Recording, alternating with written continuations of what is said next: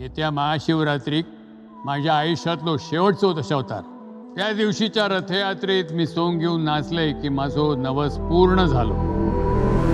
दशावतार मराठी चित्रपटसृष्टीत असे चित्रपट बनत आहेत हे पाहताना समाधान होतं. भारी सिनेमॅटोग्राफी, VFX, ग्राफिक्स अगदी वातावरणाला अनुकूलित आणि सर्व कथानक आणि ते प्रेझेंटेशन या सगळ्याची जोड एक बिग बजेट चित्रपटाची वाईब दशावतार देऊन जातो. माधव मरणार याची येणारी कल्पना आणि भरभरून सस्पेन्स असून पण तो शेवटपर्यंत टिकून राहत नाही अशा एक दोन गोष्टी सोडल्या असे चित्रपट मराठी चित्रपटसृष्टीत बनत आहेत हे पाहताना भरभरून समाधान झालं. आणि ते समाधान घेण्यासाठी प्रत्येकानं हा चित्रपट बघायला जायलाच पाहिजे. दिलीप प्रभावळकर सर आपल्या तरुण अभिनयाने प्रेक्षकांना खेळवत ठेवणारे नट असेच चिरतरुण राहायला हवेत आणि असे चिरतरुण चित्रपट बनत राहावेत अशी कथानकं, असं प्रेझेंटेशन आम्हाला कायम बघता यावं, असे एकामागोमाग एक चित्रपट मराठी चित्रपटसृष्टीत बनत राहावेत अशीच आमच्या प्रेक्षकांची इच्छा आहे. तर आपला दशावतार चालू होतो तो म्हणजे एका दशावतार नाटकावरती. त्या दशावतारात एक अशी घटना घडते ज्यामध्ये या कथानकाचा एक महत्त्वाचा विषय दडलेला आहे आणि तो आपल्या समोर येतो, तो लगेच दुसऱ्या सीनमध्ये. आणि आपल्याला बघायला मिळते की मित्रत्वानं जोडलेलं आणि काळजीनं जोडलेलं बाप लेकाचं नातं बापाच्या अंधत्वावरती आणि मुलाच्या नोकरीवरती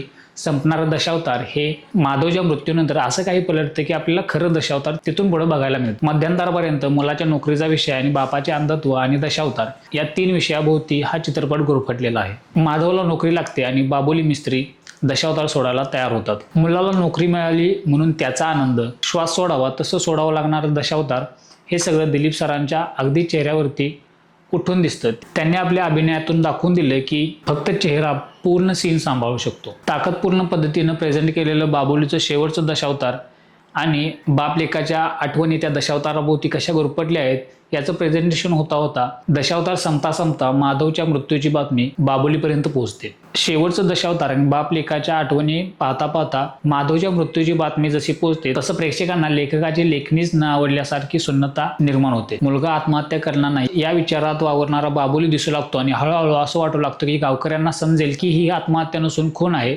तोवर खरं दशावतार चालू होतं. वनाधिकारी, कॉन्स्टेबल, कंत्राटदार आणि सरपंच बाबुलीला संपवता त्यांनीच माधवचा खून कसा केला हे कन्फेस करतात. पण तोवर भयानक वारा सुटतो आणि येतो राखणदार आणि तिथंच आपला मध्यंतर होतं. ज्या गावासाठी, ज्या जमिनीसाठी आणि ज्या राखणदाराच्या जमिनीसाठी ज्याच्यासाठी माधव त्याचा प्राण सोडतो तो राखणदार आता या गेम मध्ये इन झालेला दाखवतात. नक्कीच सस्पेन्स क्रिएट करायला डायरेक्टर थोडा कमी पडला असेल, पण बाबुली की राखणदार दोघांपैकी कोण किंवा दोघी म्हणून हा गेम चालवत आहेत हे शेवटपर्यंत समजत नाही. 2 शक्यता आहेत.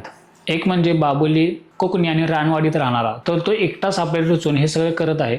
आणि दुसरी शक्यता म्हणजे बाबुली फक्त चान्स शोधत असतो किंवा त्यांच्या मागोवावरती असतो आणि राखणदार या सगळ्या घटना घडवून आणतो. कारण सरपंचाला बाबुलीत मारले असं दिसतच नाही. बाबुली समोर मत्स्य अवतारात राखणदार आलाय आणि त्याने सरपंचाला संपवलंय अशा पद्धतीचं कथानक आपल्याला दिसतं. बाबुली की राखणदार नेमकं कोण हा सस्पेन्स शेवटपर्यंत तसाच टिकून आहे आणि तो तसाच राहणार. वनाधिकारी मरतो, सरपंच मरतो आणि कंत्राटदारही मरतो. कंत्राटदार मरता महेश मांजरेकरांची एंट्री आपल्याला दिसते. महेश मांजरेकरांचं इन्स्पेक्टरचं कॅरेक्टर ज्या पद्धतीनं बिल्ड केलं होतं त्या पद्धतीने पाहता महेश मांजरेकरांना तो रोल सूट झाला नाही. तरी महेश मांजरेकर सरांनी तो रोल बखूबी निभावला. प्रत्येक हत्येत किंवा मॉन्टेच्या किडनॅपिंगमध्ये बाबुली आणि बाबुलीची सोबती दिसतात, पण तरीही बाबुलीला मदत करणारा राखणदार कुठेतरी आहे हा सस्पेन्स गुलदस्त्यात ठेवण्याचं काम डायरेक्टरनं बखूबी केले.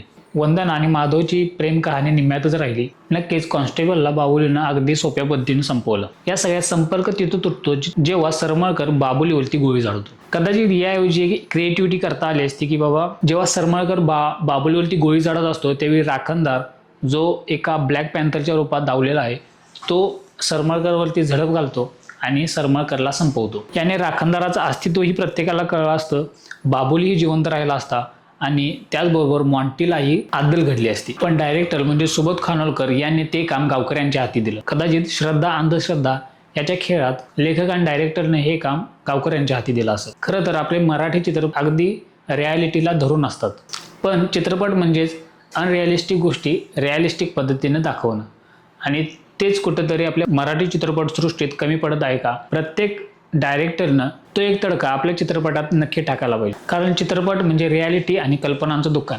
ते कसं खपवायचं ते फक्त डायरेक्टरला माहिती असतं आणि ते त्याला जमायला पाहिजे. असे चित्रपट बनत राहावेत. दशावतारसारखा चित्रपट प्रत्येकानं पाहायला पाहिजे आणि मराठी चित्रपटसृष्टीला सपोर्ट नक्की करायला पाहिजे. चला तर मग भेटू दुसऱ्या व्हिडिओमध्ये. देव नाहीये काय व्हायला, पण तो देवाचा माणूस आहे. तुम्ही जमीन बडवत बसाल आणि तो पंजा मारून निघून जाईल.